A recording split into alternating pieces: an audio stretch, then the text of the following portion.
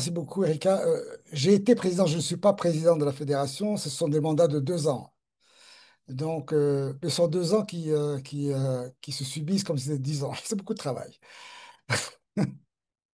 Je vais juste partager mon écran. OK. Vous le voyez? Attendez. OK, we're in business. Ça se voit bien mon écran? C'est parfait, merci. Parfait.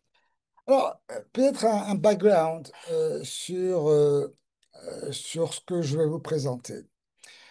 Lorsque j'étais, comme vous l'avez dit, Erika, j'étais président du Congrès juif canadien, j'avais une place automatiquement dans Justice for Jews from Arab Countries, qui est une institution, qui est une coalition internationale qui regroupe beaucoup d'agents, si on veut, ou de partenaires à travers le monde, et dont l'objectif est la défense des juifs des pays arabes. Lorsque j'ai fini mon mandat, on m'a demandé d'être dans l'exécutif et je suis devenu plus tard coprésident avec le rabbin Badi. Et à ce moment-là, nous avions une seule mission, c'était d'obtenir le droit de réfugié pour les Juifs des pays arabes.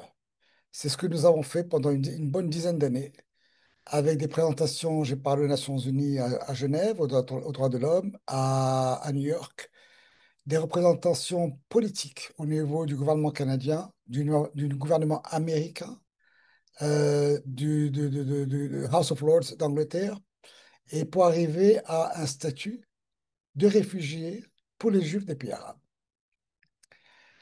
Alors, je vais présenter, c'est un peu le background de tout ça avant de passer à la deuxième phase, qu'est-ce qu'on fait après. Donc la mission pour Jack, c'est de faire en sorte que la justice pour les Juifs des pays arabes trouve sa place dans l'agenda politique et juridique international et que leurs droits sont respectés selon la loi et le principe d'équité. Je crois que ça ne peut pas être plus d'actualité que ça ne l'est aujourd'hui. Alors, un historique sur le High Commission sur les réfugiés. À deux occasions, le Haut Commissariat des Nations Unies pour les réfugiés a déterminé que les Juifs fuyant les pays arabes étaient des réfugiés. C'est important de le dire. Il y a deux classes de réfugiés. On ne parle que d'une seule classe qui sont les réfugiés arabes. Alors, on ne veut pas leur enlever le droit d'être réfugiés, mais il ne faut pas aussi qu'on nous enlève le nôtre. Euh, un autre problème urgent qui était, le Haut Commissaire des Nations Unies, on peut lire sa cote, un autre problème urgent se pose, celui des réfugiés provenant d'Égypte. Il n'y a aucun doute dans mon esprit que ces réfugiés relèvent du mandat de mon bureau. Ça, c'est au niveau de l'Égypte. Et peut-être pour la petite histoire, la seule compensation que les Juifs des pays arabes aient pu avoir, c'est un prêt de 10 000 $ à des Juifs égyptiens pour quitter l'Égypte. C'est la seule chose qu'on a eue.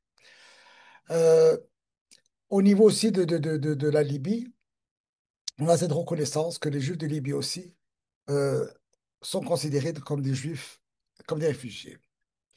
Représentation politique que nous avons aujourd'hui dans le cadre, les Nations Unies, l'UNESCO et le Parlement européen.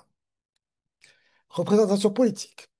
Donc, comme je vous l'ai dit tout à l'heure, nous avons fait des représentations politiques au niveau des États-Unis, du Canada, du Royaume-Uni, de la France, la Belgique, l'Italie, l'Union européenne et la Russie. Peu de gens le savent. Au niveau des audiences gouvernementales formelles, j'ai fait personnellement la représentation aux droits de l'homme à Genève, aux États-Unis. J'ai négocié avec le regretté Tom Lantos, que Dieu ait son âme, qui nous a guidés pour avoir une résolution bipartisane du Congrès américain qui reconnaît que les Juifs des pays arabes sont des réfugiés. J'ai témoigné personnellement au Parlement canadien, à House of Lords en Angleterre et la Chambre des députés en Italie. Alors, cette référence, cette congrès résolution dont je vous ai parlé tout à l'heure, c'est la résolution 185, qui dit que toute référence explicite aux droits des réfugiés palestiniens doit être accompagnée d'une référence similaire aux droits des réfugiés juifs des pays arabes. C'est une résolution qui a été signée, qui est bipartisane et qui est dans les archives de la Chambre des représentants aux Nations Unies. Et là, la conséquence directe, c'est que toute négociation pour la paix au Moyen-Orient doit tenir compte de cet élément-là. Alors, à la Knesset en 2010, il est évident que La Knesset va voter pour ce genre de choses. Dans le cadre quoique, nous avons eu des réticences au niveau de la Knesset pour reconnaître que les Juifs des pays arabes sont des réfugiés. Mais finalement, en 2010, dans le cadre de ces négociations, le gouvernement envisagera de compenser les pertes d'actifs des réfugiés juifs des pays arabes, dans le cadre de négociations. Au niveau du Parlement canadien, encore une fois, c'est une reconnaissance officielle du statut de juif des pays arabes. Alors là, vous avez un portrait de la population des juifs des pays arabes. Euh, on est à peu près à 1,048 million et aujourd'hui, nous sommes à 8 556. On voit vraiment que le déclin de la population juive est évident, et il est là. On est tous partis. Au niveau des résolutions, je crois qu'on n'est pas étonné de savoir qu'au niveau du Conseil de sécurité, il y a eu 338 résolutions pour le Moyen-Orient, 9 pour les réfugiés palestiniens et 0 pour les Juifs au niveau du Conseil de sécurité. Au niveau de l'Assemblée générale, ça c'est vraiment critique. 976 résolutions au niveau de l'Assemblée générale des Nations unies, 208 pour les Palestiniens et 0. Parlons donc d'une injustice. La résolution 242 propose un juste règlement du problème des réfugiés. Parlons donc de la définition d'un réfugié. Qui est un réfugié? Un réfugié est quelqu'un craignant avec raison d'être persécuté du fait de sa race, de sa religion, de sa nationalité, de son appartenance à un certain groupe social ou de ses opinions politiques, qui se trouve hors du pays dont elle a la nationalité et que ne peut, ou du fait de cette crainte, réclamer la protection de ce pays. C'est une convention internationale qui a été établie en 1951, qui ne s'applique pas nécessairement aux Juifs. C'est une définition générale. Et comme on le voit, ça s'applique vraiment à la situation des Juifs des pays arabes. Parlons donc des agences des Nations Unies qui sont au service des réfugiés palestiniens. Vous en avez 10 agences. 10 agences. Ce sont des réfugiés de père en fils. Alors, vous avez une liste ici qui est exhaustive, je ne vais pas la lire, mais elle est là. Cette présentation vous sera disponible, mais on voit vraiment qu'il y a un disconnect entre les deux espèces, en deux, les deux types de réfugiés. Alors, au niveau de l'UNRWA, au niveau des réfugiés palestiniens, l'UNRWA est l'équivalent, si on veut, pour les réfugiés juifs. Les, les Palestiniens gardent leur droit de réfugiés de père en fils. Tandis que pour les Juifs, non. Une fois que vous êtes mort, vos enfants n'ont pas le droit à ce statut. Pourquoi? Allez savoir. Au niveau de la citoyenneté, même si un Palestinien acquiert une nouvelle nationalité, il garde son statut de réfugié, alors qu'un Juif qui change de nationalité perd son statut de réfugié. Au niveau des résolutions, 172 pour les Palestiniens, 0 pour les Juifs. Au niveau des agences, 10 pour les Palestiniens, 1 pour les Juifs. Et alors parlons donc maintenant du coup de masse. Les Palestiniens ont touché 13,7 milliards de dollars de compensation, alors que les Juifs, c'est une quantité négligeable. Au niveau du staff, vous avez un staff pour 43 réfugiés palestiniens et un staff pour 1579 réfugiés juifs. Alors, vous avez des déclarations aussi de certains chefs d'État. On voit le président Jimmy Carter, qui n'était pas un grand ami des Juifs, mais qui a quand même accepté la réalité. Bill Clinton, la même chose. Bon, Bill Clinton, il faut dire une chose qui est importante. Il y a la fondation Clinton, qui a une valeur de 40 milliards de dollars, qui est disponible aujourd'hui pour la résolution du conflit entre Israël et les Palestiniens. C'est une source de fonds que nous pensons utiliser dans le cadre d'un règlement entre les Palestiniens et Israël, qui tiendrait compte donc des pertes des Palestiniens et des pertes des Juifs de façon égale. Résolution similaire pour les Canadiens, pour le Premier ministre canadien Paul Martin, que j'ai connu personnellement, avec qui j'ai négocié personnellement. et pour la première ministre Theresa May en 2017. Alors, je m'excuse. Suite à cet événement-là, nous sommes passés à une deuxième phase. Nous avons eu un don anonyme pour faire un rapport exhaustif pour analyser les biens spoliés des Juifs des pays arabes et en écrire l'histoire. Nous avons fait un appel d'offres, sélectionné une firme et qui, après 4 ans, est arrivée avec une dizaine de livres, un par pays, avec l'histoire de ce pays, l'histoire des Juifs de ce pays, la contribution des Juifs dans ce pays et les pertes spoliées. Il est évident aujourd'hui que le narratif des Palestiniens, c'est que les Juifs ne sont pas indigènes, ils ne sont pas des réfugiés et ils n'ont pas le droit à cette terre. Donc le but de ces publications est de prouver d'abord que les Juifs sont autochtones par l'histoire, qu'ils sont des réfugiés parce qu'ils ont été exclus et renvoyés de certains pays, et naturellement que nous avons des biens qui ont été perdus. Nous avons sorti, le premier rapport qui était sorti, c'est pour les Juifs de Syrie.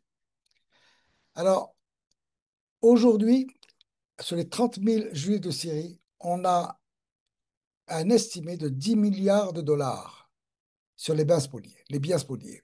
Alors, on a calculé les biens ruraux, les biens urbains, les pertes d'emploi. Et dans les pertes d'emploi, une formule, c'est 2 ans de salaire. Tous les biens immobiliers, les propriétés privées, les business, les pertes communautaires. Donc ça, c'est la valeur, le 200 millions de dollars c'est en 1947, estimé sur une base mathématique à 10 milliards de dollars. C'est beaucoup d'argent. Nous avons fait la même chose avec l'Irak, où on voit que nous avons 34 milliards de dollars. 34 milliards de dollars. C'est énorme, énorme, énorme. Au niveau de l'Égypte, qui était une des communautés les plus florissantes, écoutez, le rapport sur l'Égypte montre un petit peu l'impact des Juifs en Égypte. Ils ont bâti le système bancaire, ils ont bâti l'industrie du cinéma, et avec des exemples frappants et qui indiquent des pertes de presque 60 milliards de dollars. Alors, le rapport d'Iran n'est pas sorti encore officiellement, mais je vais en parler avec vous. Nous avions un problème avec l'Iran, dans le sens que tous les autres rapports donnent des noms de familles, de noms de gens qui opéraient des business. Et dans le cas de l'Iran, étant donné qu'il y a une population d'à peu près 15 000 juifs en Iran, nous avions peur de publier ce rapport qui pourrait se trouver mettre en danger des juifs iraniens. On a consulté les représentants des communautés iraniennes en Amérique qui ont vu notre rapport, qui nous ont demandé de l'anonymiser en enlevant les noms, mais de publier le rapport. Et on parle aujourd'hui de 61 milliards de dollars en Iran. Ce sont des rapports exhaustifs. Chaque livre, c'est à peu près 100 pages. On a, pour l'instant, c'est ce que nous avons. Euh, Suite à ça, on a engagé une firme pour faire des réseaux sociaux. On va voir juste un petit film. In a meeting with the U.S. Secretary of State Antony Blinken, Egypt's President Abdel Fattah el-Sisi claimed Jews live peacefully in Egypt.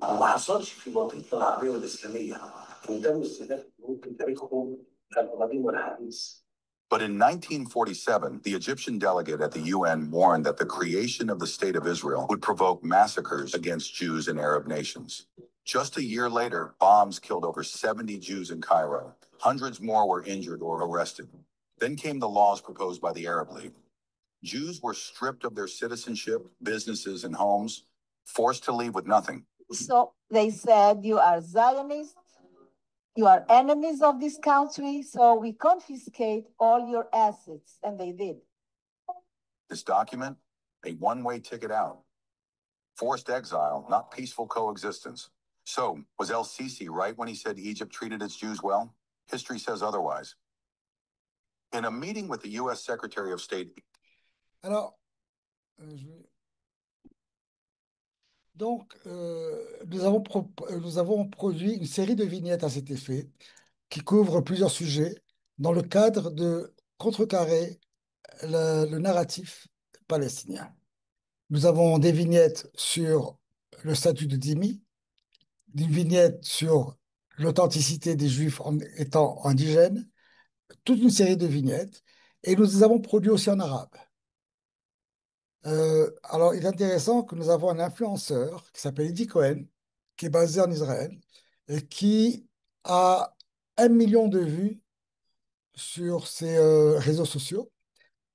Et lorsqu'on a produit en arabe certaines de ces vignettes, nous avons eu jusqu'à 200 000 vues par les pays arabes. Je ne dirais pas que tout a été positif, mais nous avons eu quand même des réactions intéressantes. Donc, c'est ce que nous sommes en train de faire aujourd'hui. Nous prévoyons à la prochaine Assemblée des Nations Unies en novembre 2025, relâcher un petit peu tout le livre, refaire une conférence de presse et vraiment mettre ça sur le tableau si on veut. Nous avons des réactions très intéressantes de beaucoup de musulmans. Et c'est intéressant, nous sommes en train d'analyser un petit peu toutes ces réactions. Euh, Notre prochaine étape, ça va être de traduire ça dans d'autres langues, étant donné que c'est fait quand même avec l'intelligence artificielle. Traduire les vignettes en différentes langues va être relativement facile une fois que la première série est passée. Alors, nous sommes sur YouTube, sur Instagram, sur Facebook, en fait, tous les réseaux sociaux, nos vignettes passent. On commence vraiment à avoir une pénétration assez intéressante et c'est un petit peu ce que on espère qui va contrecarrer le narratif palestinien. Voilà.